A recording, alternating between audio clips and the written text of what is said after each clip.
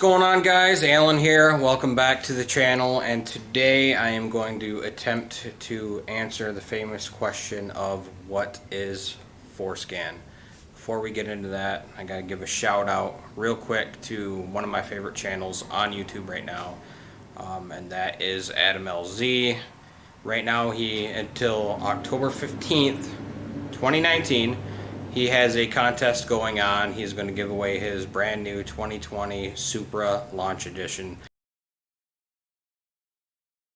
The thing is sweet. If you haven't checked out his channel and you're into JDM content, drifting content, one of the best channels out there. But I got my shirt.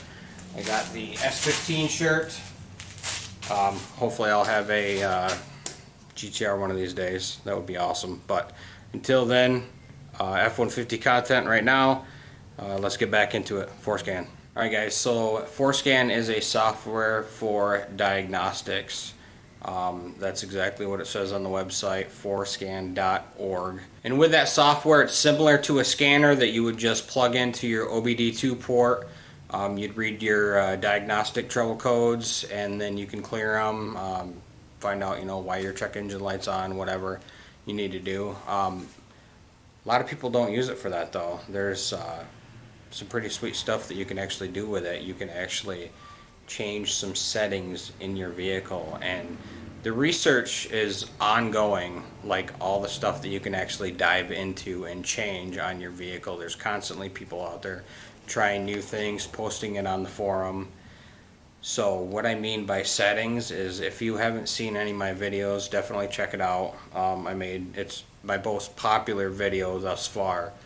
I have a playlist for it. The first video on the playlist is how to start up FORScan. I take you through the website, the forum, how to register, license, all that kind of stuff.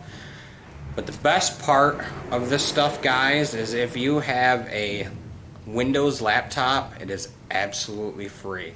The only thing you have to do is purchase an OBD2 port link. And by that, I mean this guy right here. This is an ELM 327. You definitely want to make sure you get the high speed, medium speed selector switch on here. It helps you out in the long run. But then the other side plugs right in your laptop, OBD2 port, and obviously you need a laptop. Do you need Windows to do this? No. Do you need a USB adapter to do this? No. I will explain. First off, I have only used a Windows laptop for this and the wired OBD2 link. That's it. So I haven't tried any of this other stuff, but it is out there. So you can get the software for iOS, including the cell phones. The iOS comes with a trial period. You can also get it for Android, and that also comes with a trial period. The trial period, I have no idea if it's limited to the software or if it's like a 1 week deal, but I'm pretty sure it's just limited to the software, what you can do and what you can't do. Like I said, the Windows version is free, and the Windows, you can use 2000 XP, Windows 7, Windows 8, 8.1, 10, any of those from 2000 will work with this software. The only thing is, you got to remember you need drivers for your OBD2 port link. Now, I got my ELM 327 on Amazon.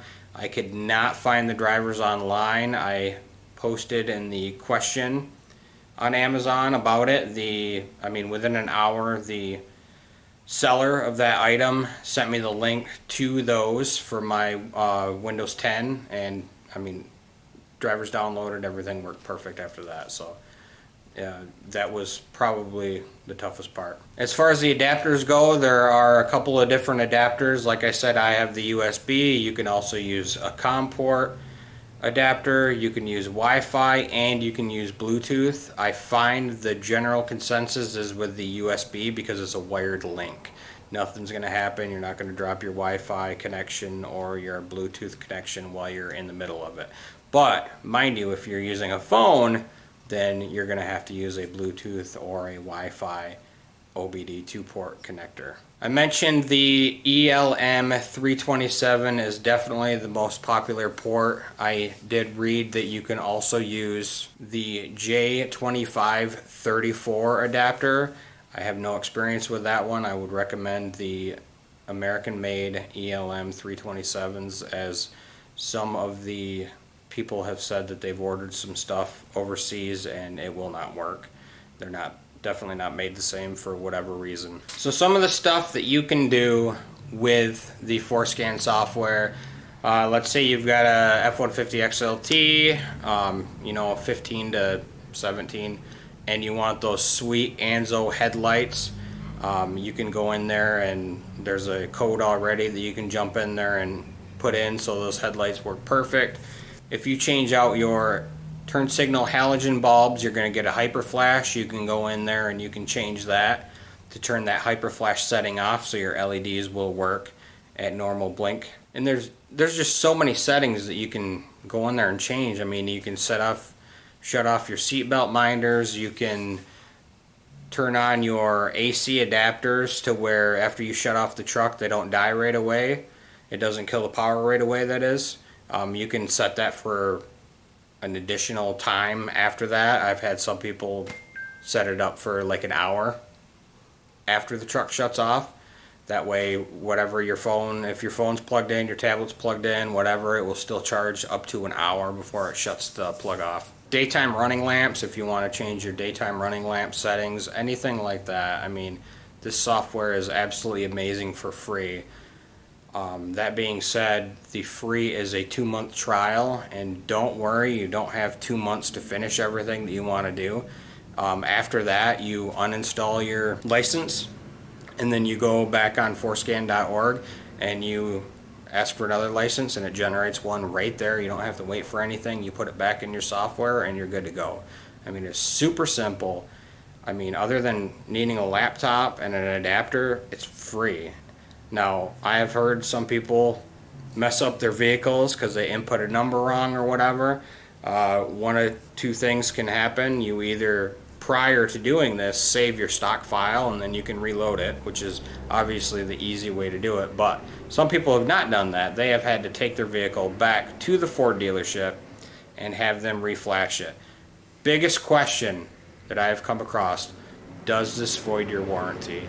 No, it does not void your warranty, because this is just changing settings. That's all you're doing. You're not manipulating engine timing or anything like that. And once you start messing with that kind of stuff, I mean, it's in your hands now. Your warranty is null and void, and that's it. One thing that I have been waiting for somebody to figure out, because I can't personally figure it out, I have the Sony sound system in my 16 F-150, and it has the subwoofer in the back, and I want to be able to adjust the gain. There's got to be some way you can do it. I'm just waiting for somebody to figure it out. I can't find the right spot, but I know it's in there. I want that gain to go up a little bit. Just a little, just a touch. But other than that, I love this software. I don't really use it a whole lot anymore, unless there's some things that all of a sudden I need to change. So when I need to, I go in and reinstall my license because it's been over 2 months, and then everything is good to go. So this is pretty sweet stuff, guys. I get a lot of questions on it. In Ford vehicles, okay, Ford, Lincoln, and Mercury, I've seen people go back and change stuff in their vehicles that are back to, I think, 2000. I mean, this isn't like a new age thing right here. I've had people shut off their seatbelt minders and all that kind of stuff way back. Door jar dings, stuff like that. I mean, quite a few years older on their vehicles. I've done some modifications to my wife's Fusion as well. I've enabled daytime running lamps, changed the stock bulb flashes on it, stuff like that. So I would highly recommend this if you're a do-it-yourselfer. It is sweet. Always, always be careful. Save your stock file. Make sure you do that in case you fat finger anything. Another way to prevent that, always look back over your code. When you enter them digits in to that software before you hit apply, make sure you go back over it, check it 2-3 times. That's what I do, because I just don't want to mess anything up. So be careful, but it's awesome. Check it out, guys.